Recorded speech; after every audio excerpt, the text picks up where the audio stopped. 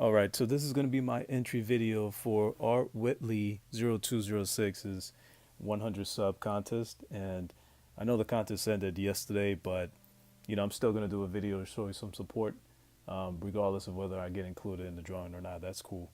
So the contest is real simple. You got to be 18, got to be subbed. Um, Two main things we need to discuss, which is favorite comic book character, regardless of whether it's a superhero or not. And it's interesting that he actually chose that because the way I see it is I tend to read more independent comics, and so most of those don't really include superheroes.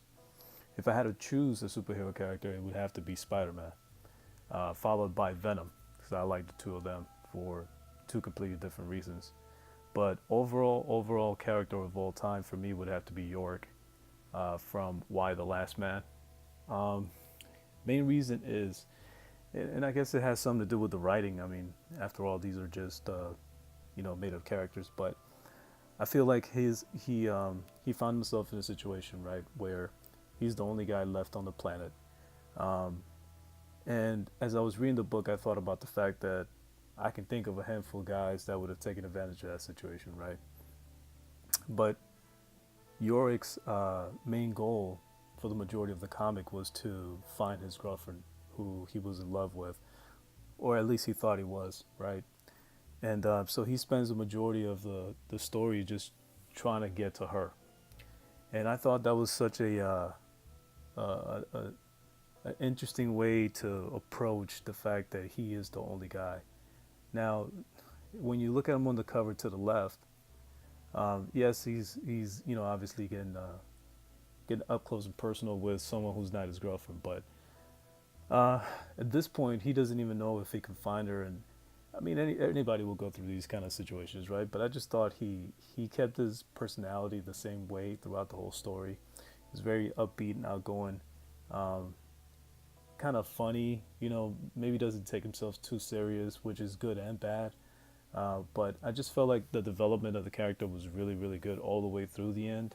And even at the end, he just stuck to who he really was. And I appreciate that about him. So, favorite comic book of all time, and then favorite character of all time. Second part is, have you influenced anyone into comic book collecting or reading? For me, it's a little bit of both. And for me, it would have to be my daughter, right? She's 6 years old, and for anybody who has a kid, or maybe I don't know, a child in their life, not necessarily maybe their child. Kids tend to they follow whatever the adults do, right? So in the case of a parent, they'll follow whatever the parents do. In my case, I read a lot of books, not just comic books, but I read a lot of comic books as well. So it was kind of natural for her to try to gravitate and see what it is that I'm reading, right? And some of the books that I read aren't for children, so I had to buy her and introduce her to things that she enjoyed. So, for instance, like most girls, she got into Frozen, right? And I had to hear that Frozen song so many times, it was crazy. But she got into that, so I thought, hey, y'all should find stuff related to that because that's what was appealing to her. And the way I got her involved in this is I read the books to her, and then I had her read the books back slowly, and she got better at reading. And so I went out and got more books. Now the whole point is for her to actually read the books and not just buy them for the sake of buying them, because children tend to have that personality trait as well, where they just want to grab things and not necessarily play with everything they buy. Um, so we graduated from doing that to actually she started reading a little bit more thicker books with more words, right?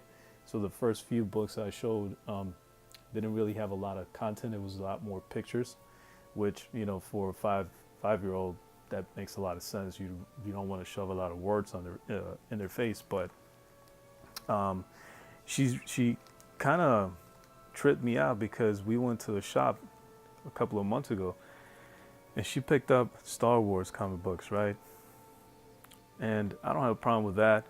The only downside for a child that's 6 is that some of the words in Star Wars are made up, right? So some of the characters, you know, they have some really odd names, some of the planets and whatever the case. And so it's kind of difficult for her to read that. So I didn't want her to get frustrated reading. So not to dumb it down, but I ended up buying this for her.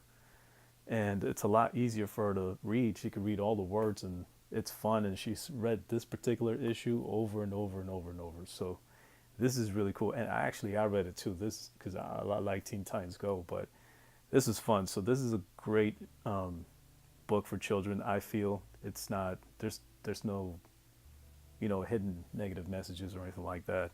And here's the part that really tripped me out. So we went back to that same shop, and she picked up this book. Now she hasn't read it, right? I put it away for her, and then she also picked up this book over here. And I asked her why she picked up those books, and she just told me that she liked the way the girls looked on the cover. And I gotta say, I was really proud of her because, I mean, personally, this is one of my favorite Argem covers of out of all of them, hands down. I think this is just beautiful, and so I was very happy that she has an appreciation for art. So it's not just about the writing; she's also, she also appreciates imagery.